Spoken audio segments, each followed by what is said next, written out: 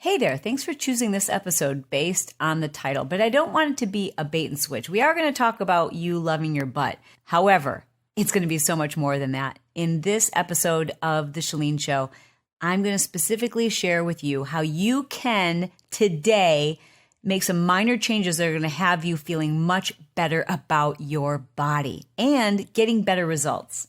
Off to the show. Welcome to The Chalene Show. Chalene is a New York Times bestselling author, celebrity fitness trainer, and obsessed with helping you live your dream life. So first thing I want to tell you is that I've been changing things up a little bit with my training. Instead of lifting 3 days a week, I started making it a goal to lift 6 days a week. My goal is 6. I always get in 5. I mean, like always. In the last 6 months, there hasn't been a week that I didn't get in at least 5 days of strength training, but my goal is 6. Strength training, I mean some form of activity where my goal is specifically to build muscle. That can be plyo, that can be a body weight workout, it can be some form of interval or drill workout as long as there's strength involved, and it can be just straight out strength, meaning just lifting weights and targeting a particular body part. Well, can I just tell you, if I can for just a moment, I am so happy right now with my butt. My butt is getting bigger, and I'm excited about that. I'm really quite enamored with my butt right now. Trust me, I have things in perspective. I know there are people who have much cuter, much higher butts, but I'm really happy with mine. I'm really happy with the progress. Here's what's funny about that. When I was in high school, there was this guy who shall remain nameless. I didn't even really like him, but for whatever reason, he was in our circle of friends, right? And he was kind of a jerk, to be honest. But he was funny. And because he was boisterous and opinionated, people always listened to what he said. Or maybe they just knew he was going to be mouthy. So you were worried what he might say because he was loud. Not so perfect, obnoxious kid in one of my classes. It's going to shock you to know I'm pretty opinionated and loud and funny. And I'm not trying to brag, but I was class clown my senior year. But anyways, there was a part of him that I was kind of attracted to because we were both kind of loud and mouthy and opinionated. But anyways, one day, we're sitting next to each other and he made some comment well, you've got a big butt. I was not going to respond to him in that moment or let him know he got underneath my skin. And I don't even know if I realized he got underneath my skin when he made the comment. But I do remember thinking to myself later and letting that comment get to me do I have a big butt? I never thought of myself as having a big butt. I guess I'd have never even really looked at my butt. How do you look at your butt? Unless you're in a two-way mirror. But whatever the case, I better do something about my butt because I don't want people thinking I have a big butt. I better start running or something. And isn't it funny how trends change? Because probably 2 years ago, I posted a video on my Instagram page and dozens and dozens, as there always are, of either really nice comments or just people talking about the workout, people talking about their own workout. Rarely do I get someone who's, making a comment about my body, which is good, actually. But on this one day, someone made a comment to the effect of, why would you even post this video? You don't even have a butt. Now, people post negative, obnoxious things all the time, and I just delete them. But this one caught my attention, and I'm sure it's because it stirred up memories of that jerk in high school who made the comment about my butt. So now I'm thinking to myself, oh, well, that's a compliment that whoever wrote this told me that I don't have a butt. Or wait a second, how do I feel about that? And I kind of took a moment to go, what's reality? What do I care about? Am I still worried about what this jerk said in high school? Do I care about this random person's comment on my Instagram page? What's the truth here? I really looked in the mirror and I thought, what do I think about my butt from the side? It's hard to see it from the back, but what do I think about my butt? And what do I want for my butt? And I realized, you know what? I would like to have more muscle. I actually want a bigger butt. It is time for me to let go of that stupid, silly high school comment and just develop the body that I want, the body that makes me feel good, a body where maybe my jeans are tighter, but maybe the waist is a little bit looser. You know what I'm saying? I want a butt. I would like a butt. So in my regimen of strength training, I started lifting specifically for my lower body a minimum of 3 days a week. Dang. And guess what? It's been working. I am really happy with my butt. I'm really, really excited about my butt progress. And I hope this isn't too much information, but my husband is really happy with my butt progress, hashtag butt progress as well. Now, don't get me wrong. He is always complimentary, but it's nice when someone notices that your hard work is paying off. You know what I mean? I wanted to start this podcast off by sharing that with you because I love you and I want you to love your body and I want you to feel better about your body. That's what this episode is all about. How can you improve your body confidence? And before I get into some specific research, which will help you understand why I wanted to start with that story and why it was so beneficial for you to know that I feel really good about my butt right now, which sounds so strange, but you know what I'm saying, girlfriend. But the reason why we're talking about butts and the reason why we're talking about body confidence is because when you improve the way you feel and think about your body, it does so much for your self-esteem. And there's research to support that when you have a more positive view of your own body, your body tends to cooperate with you. You will have better results. Okay, the first thing I want you to wrap your head around is the fact. Just work with me for a second. And, you know me, so I'm probably the easiest example for us to use. But let's just say that when that kid made that comment to me, I didn't have a big butt. I had a small butt. But in my head, I started thinking I had a big butt. So what's the truth and what's the reality really doesn't matter when you factor in what you think, right? It's just like telling someone who's anorexic that they're too thin. It's pointless if they believe themselves that they still have more fat to lose. Therefore, what we think about our bodies is nearly, if not entirely, more important than what is reality when it comes to our body image. Because if you think you still have more weight to lose or that you're disgusting, even if you're not, it really doesn't matter what reality is, because the truth for you is what you believe to be true about your body. And there's no denying the fact that when we feel good about ourselves and when we feel good about our progress and we feel good about our body, we do good things, we do better, and we're motivated by the fact that it's working or that we don't have as far to go as we once thought we did, or that we look pretty good and everything that we do from here on out isn't a wasted attempt, but rather it's progress in the right direction. And I'm going to share with you some suggestions on how you can change your own body image around, like how you can start to think differently about your body. But before I do that, I want to really convince you. I really want to make my case for why this is so important, right? Because you want to be happy.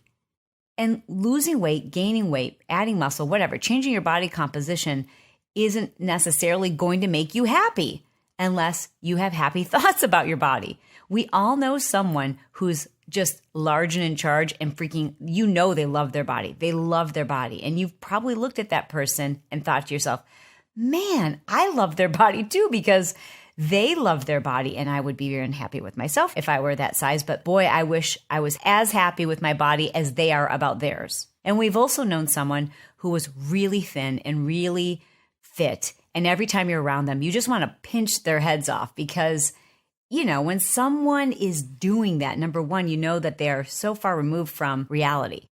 But in their own minds, it feels like their reality. But that makes you then question, well, then what does that person think about my body? If they're just going on and on about how terrible their body is, what could they possibly be thinking about my body? Which then makes you feel bad about your body. And it also makes you feel like that person who's doing that they're fishing for compliments. You're like, listen, girlfriend, if you're trying to get me to tell you that you're perfect, it's not going to work because you're bugging me. That person who does that, usually not fishing for a compliment.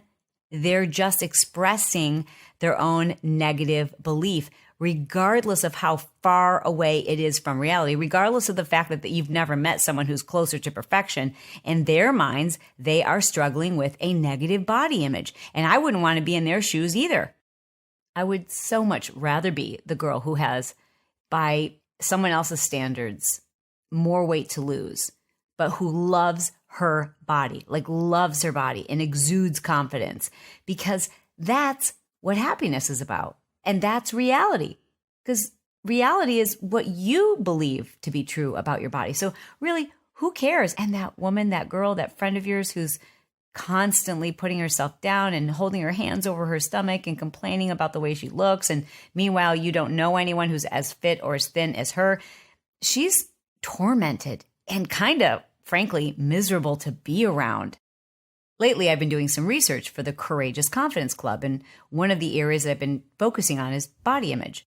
Now, if you're not familiar with the Courageous Confidence Club, it's an online kind of virtual coaching program that I've developed to help anyone with their confidence. Confidence in all areas, whether it's public speaking, standing up for yourself, believing in yourself, erasing self-doubt, and of course, body image, which tends to be a big obstacle for a lot of women. And in my research to develop new content for that club, I discovered some interesting research. The study, conducted by Mount Allison University, took 75 women and measured their self-esteem, their belief about themselves after getting together with friends and allowing the conversation to turn to their own body image.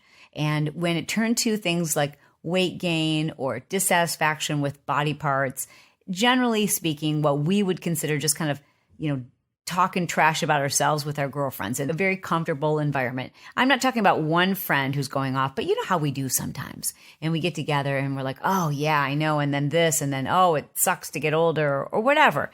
It just happens sometimes. They found, these researchers, that those women who were exposed to negative, although friendly conversations with their girlfriends about body image experienced far lower motivation and beliefs about their own body.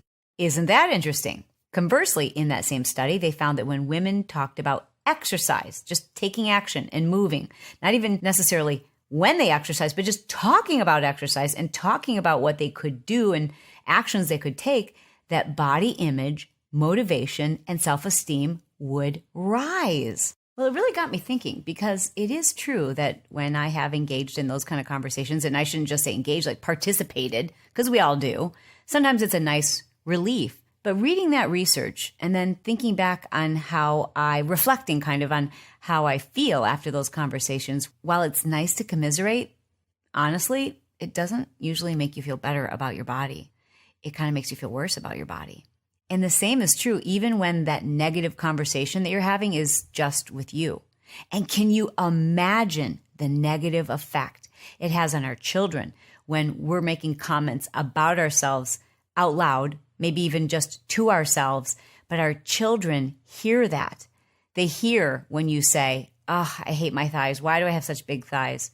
They hear you when you think you're only talking to yourself in the mirror and you say, I can't believe how disgusting I look. I can't believe I've allowed myself to gain weight, or I look terrible in this outfit, or I just can't go another day looking like this. Even when you think you're talking to yourself, think about the effect that must have on your children. I mean, this study didn't even look at the effects that negative body talk had on children. It looked at the effects it had on friends who aren't with us all the time, who don't feel like they share your DNA. Imagine the effect. Imagine the negative effect that we have on our children when we obsess about our bodies, whether good or bad. I mean, I don't think it's any healthier to obsess about training and weight loss and diet and nutrition and other people's bodies, even if it is positive. When you're putting the emphasis on what people look like, you're telling your children that that's what they need to be in order for you to accept them, in order for them to accept themselves, in order for them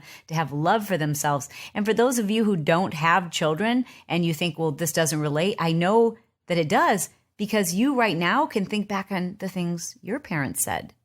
Maybe not to you, but maybe just to themselves, and the impact it's had on the way you view your own body.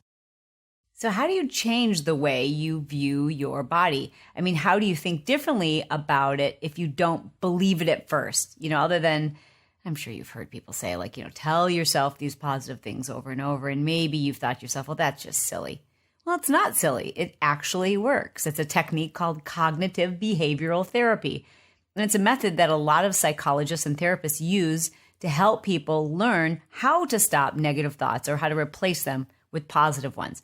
I think the reason why most of us reject that idea, it seems silly and it seems false. It seems like we're telling ourselves lies, because those things that we're telling ourselves, we don't believe them at first, right?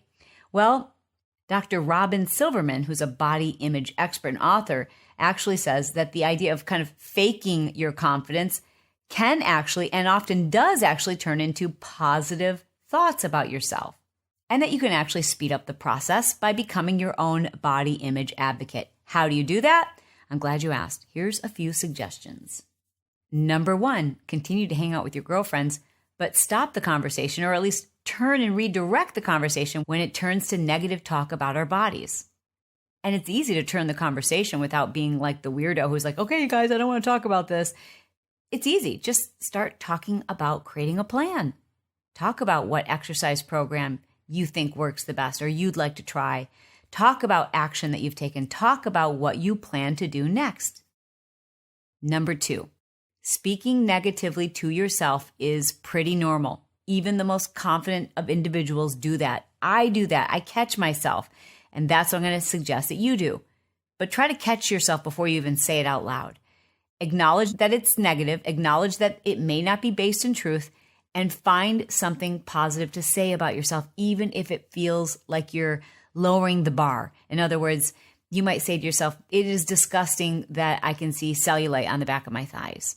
Well, catch yourself saying that and say to yourself, you know what? I am so grateful that I have the health to be able to stand up and go for a walk today, that my body is actually cooperating and I have a choice. I can go and exercise right now. And I love that. I love that my body is serving me. Number 3, use Post-it notes. This might sound corny and maybe you want to put them in discreet places like your mirror, but wherever it is you tend to have negative thoughts about yourself, place Post-it notes up that remind you what you are grateful for and what you do love about your body. Number 4, limit activities, actions, behaviors, and social media that makes you feel inferior.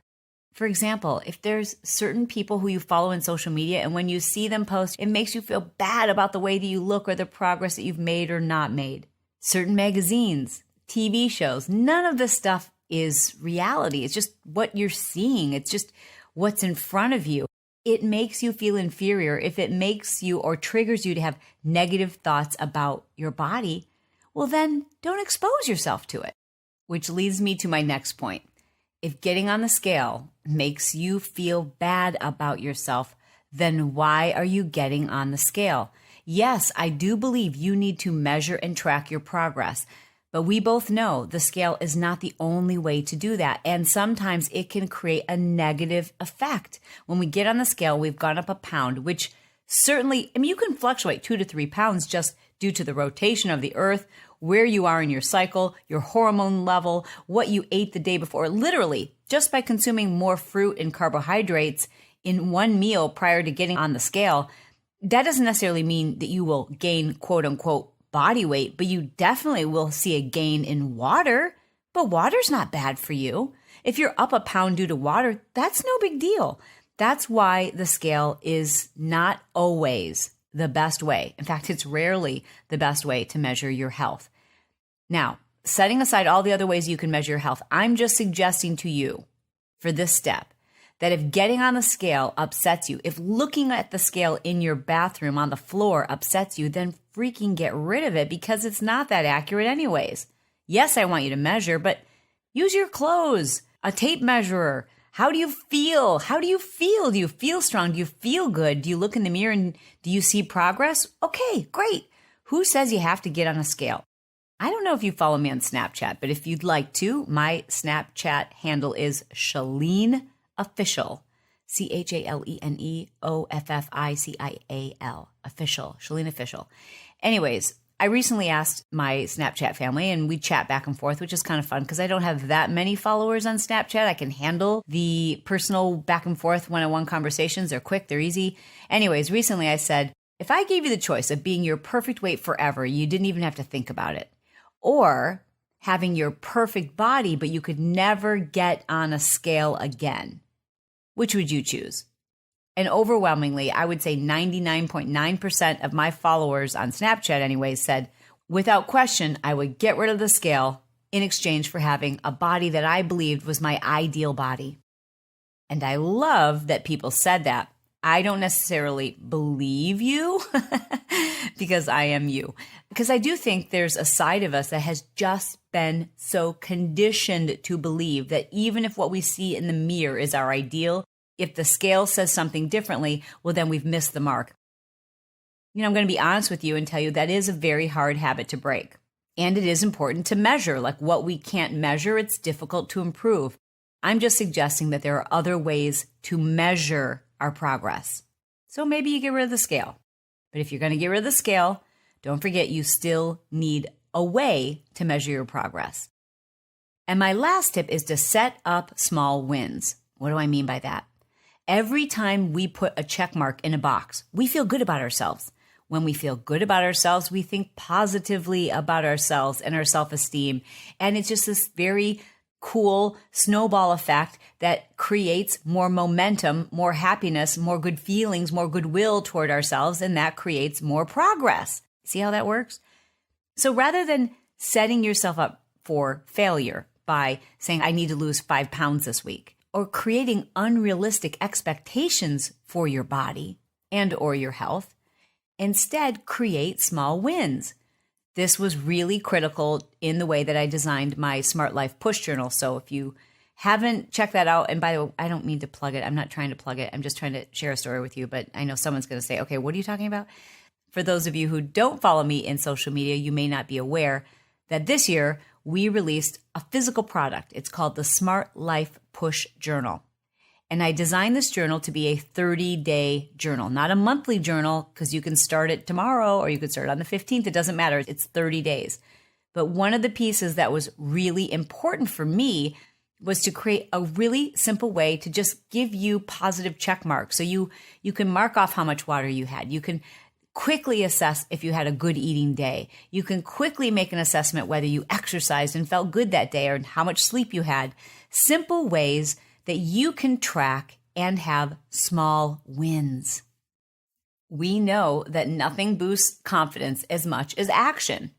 So set yourself up for success by creating these small wins, things that you know you will do, and things that are positive, like consuming enough water and just checking that off your list.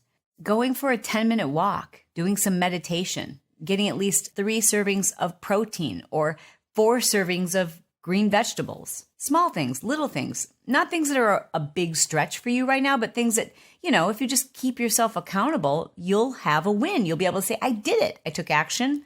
I decided I was going to do this and I did it. Start small so that those wins can get bigger as you go. But you feel so much better about yourself when you set yourself up for success. And for those of you who might ask, you can check out my journals by going to smartlifepushjournal.com. It's kind of a daily habit forming journal that you keep every day for 30 days. But it's not a monthly journal. Anyways, I don't want to get into it today. If you're interested, you could go check it out there. What I really wanted you to think about today in this message is how important our mindset is to our happiness, and how our body, the way our confidence, the way we feel about ourselves, we have some control there. We can strengthen our confidence. We can strengthen the way we feel about ourselves. And when we strengthen the way we feel about ourselves, we're happier. And ultimately, isn't that the goal? Aren't we trying to just be happier, more peaceful individuals so that we're better for the people who are in our lives and we can enjoy the life that we're living? I hope that you agree. And I hope that you will take all of the messages in this podcast and share them with a friend, especially if you have a friend who happens to be in the habit when the two of you get together, like you are just as guilty as she is of having that negative speak about body or just obsessing about bodies or talking about image. Blah. Send this to him or her and say, I found this interesting. I hope you will give it a listen to, and we can keep each other accountable. It's pretty easy to share a podcast. I don't know if you've ever done it before, but you look at the podcast on whatever app that you're listening to it on, and there's the universal kind of envelope with an arrow on top of it symbol for sharing the podcast.